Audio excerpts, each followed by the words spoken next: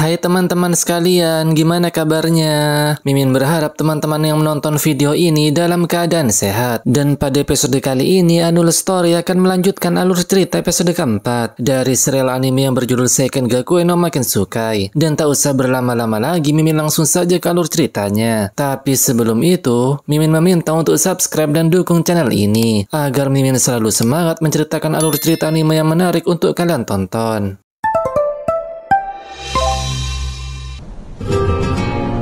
Scene dilanjutkan dengan diperlihatkannya kisah masa lalu Leonie saat berumur 16 tahun dan dia masih menjadi seorang pahlawan. Diketahui ada seseorang yang meminta bantuan kepada Leo karena ada pekerja tambang yang diserang oleh monster dan Leonie sang pahlawan pedang suci diminta untuk membantu mereka. Karena dari awal penguasa sudah memerintahkannya berpatroli di tempat ini, jadi Leo akan membantunya. Leo juga berkata dengan percaya diri jika monster bagaikan mainan untuknya dan dia tertarik untuk menjinakkannya. Namun saat sampai di tujuan, Leo tak melihat adanya monster. Tak hanya itu, bahkan orang yang meminta bantuan kepada Leo tiba-tiba menghilang. Dan sesaat kemudian, terlihat 3 orang mage yang mengekang Leo. Tak hanya itu, bahkan ada pasukan bersenjata tombak datang menghampiri Leo. Mereka kemudian mengikatnya dengan rantai dan dengan kejamnya menghabisi Leo.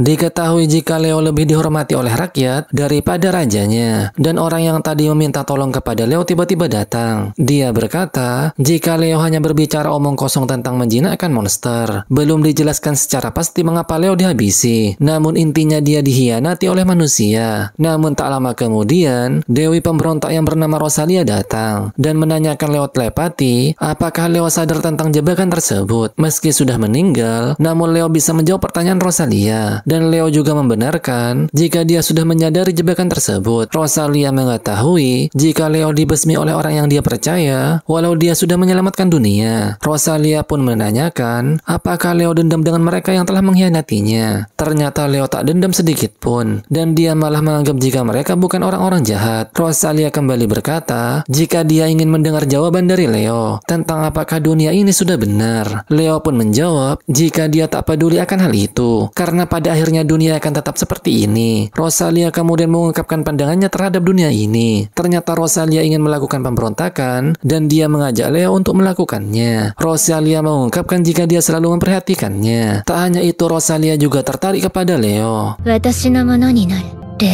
Scene kemudian berpindah ke masa sekarang. Terlihat Leo mengingat kembali tugasnya dari 1000 tahun yang lalu tentang monster yang dibangkitkan Rosalia dan hal yang dilihat olehnya. Setelah itu, terlihat Celia sedang tertidur pulas. Namun sesaat kemudian, Celia pun terkejut mengapa dirinya langsung terbangun. Leo kemudian memperlihatkan lambang perintah yang ada di tangannya. Lambang tersebut mampu mengaktifkan segel yang terukir di tubuh Celia. Karena sudah menjadi kaki tangan Leo, maka perintahnya akan segera ditaati, termasuk membantu membangunkannya. Mendengar penjelasan Leo barusan, Celia pun terkejut karena dirinya akan melakukan semua perintah dari Leo.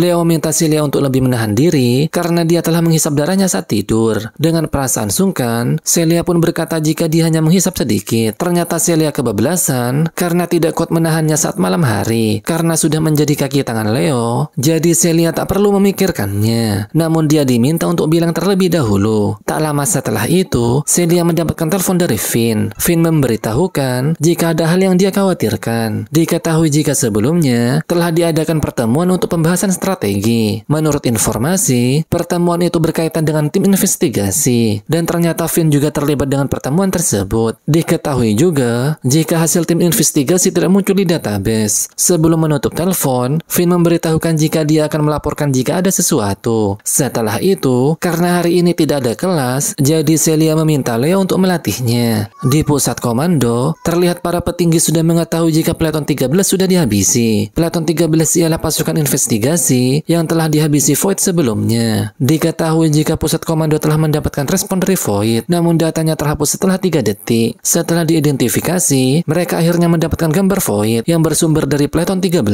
Setelah melihat gambar itu, komandan merasa jika Void tersebut seperti akar pohon. Setelah perdebatan panjang, pada akhirnya komandan memutuskan akan dilakukan investigasi ulang dan meminta agar tidak terlalu gegabah untuk melakukan penyerangan. Setelah itu, terlihat Celia sedang melakukan latihan. Melihat ilmu berpedang Celia, Leonis pun memujinya dan menanyakan apakah Celia mempunyai guru. Ternyata Celia mempunyai guru sejak kecil. Namun semenjak di akademi, Celia selalu belajar mandiri. Leo kemudian memberitahukan jika kemampuan Ratu Vampir ialah mananya yang sangat besar. Dan Leonis juga akan mengajarkan Celia tentang sihir. Dengan mengembangkan fisik, mana serta ilmu berpedang, Leonis merasa jika Celia cocok menjadi pendekar sihir. Mendengar hal itu, Celia pun merasa senang. Leo kemudian akan memanggil musuh yang lebih tangguh untuk melatih Celia dalam pertarungan.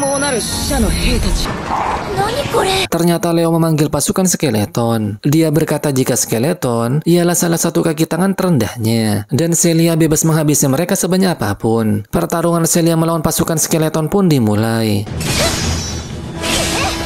Dengan bersusah payah, terlihat Celia berhasil menumpas pasukan skeleton. Dia kemudian berterima kasih kepada Leo. Leo pun merasa jika tubuh Celia sudah terbiasa untuk bertarung. Meski belum seberapa, namun jelas saja Celia lebih kuat dibanding sebelumnya. Leo juga berharap agar kaki tangannya menjadi lebih kuat. Celia kemudian akan mentraktir Leo karena sudah melatihnya. Ternyata Celia akan mengajak Leo untuk makan di luar, karena ada restoran bagus di sana. Awalnya Leo menolak tawaran Celia karena akan menghabiskan uangnya. Namun secara tiba-tiba,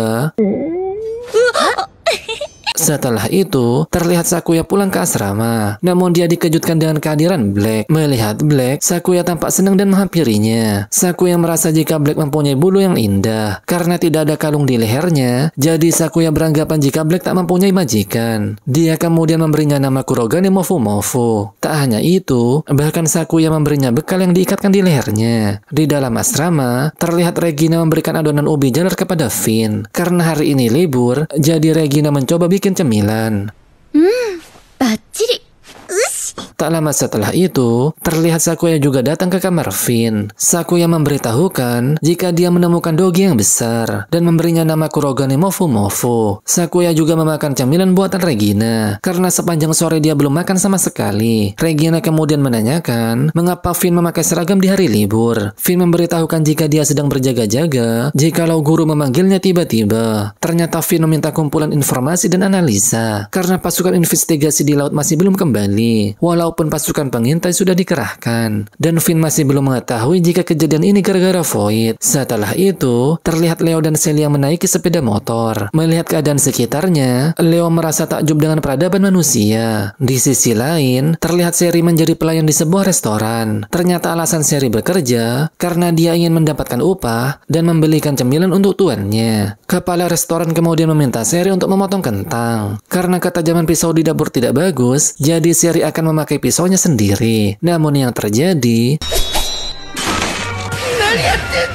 tentu saja kepala restoran marah-marah karena Seri telah memotong kentang beserta piringnya. Karena kerja Seri tak becus, jadi kepala restoran memintanya untuk bersih-bersih di depan toko. Namun saat Seri hendak melakukannya, dia malah melihat tuannya dan Celia datang. Ternyata Celia sedang memesan roti di restoran tempat Seri bekerja. Melihat Celia meminta tuannya untuk memegang roti yang barusan dia beli, membuat Seri merasa kesal karena Celia telah berani menyuruh-nyuruh tuannya. Seri juga merasa jika tuannya terlalu kasih teledoran kepada kaki tangannya. Setelah itu, terlihat Leo dan Celia sampai di rumah yang bernama Sunny Spot. Mendengar jika tempat ini adalah restoran yang dimaksud, membuat Celia mengiyakan hal itu. Tak lama setelah itu, terlihat beberapa anak kecil menghampiri Celia. Melihat Leo terkejut, Celia kemudian memberitahukan jika anak-anak ini tinggal di rumah Sunny Spot, dan tempat ini juga dibuat sebagai restoran. Terkadang Celia juga bekerja paruh waktu di tempat ini. Leo merasa jika mereka ialah anak-anak terlantar. Terlihat Celia yang juga sangat akrab dengan mereka. Ternyata mereka sangat kesepian karena Celia jarang berkunjung ke tempatnya. Celia meminta maaf karena dirinya selalu sibuk dengan akademi. Dan sesaat kemudian,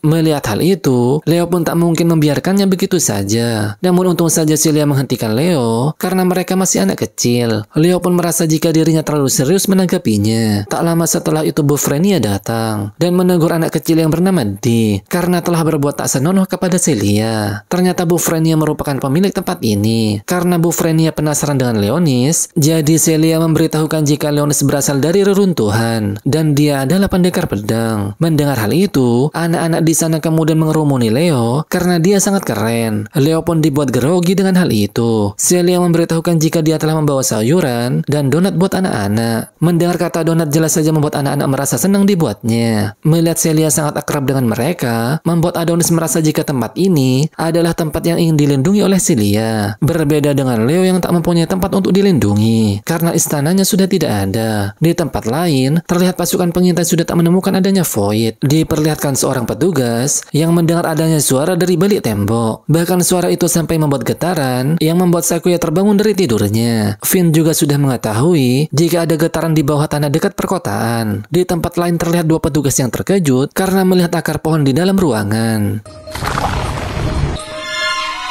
Nah, itu dia alur cerita episode keempat dari anime Seiken-Gaku no Makensukai. Annual Story akan menceritakan episode kelima minggu depan, karena anime ini merupakan anime terbaru yang rilis setiap minggu. Dan sampai jumpa di alur cerita selanjutnya dan terima kasih sudah menonton. Bye-bye.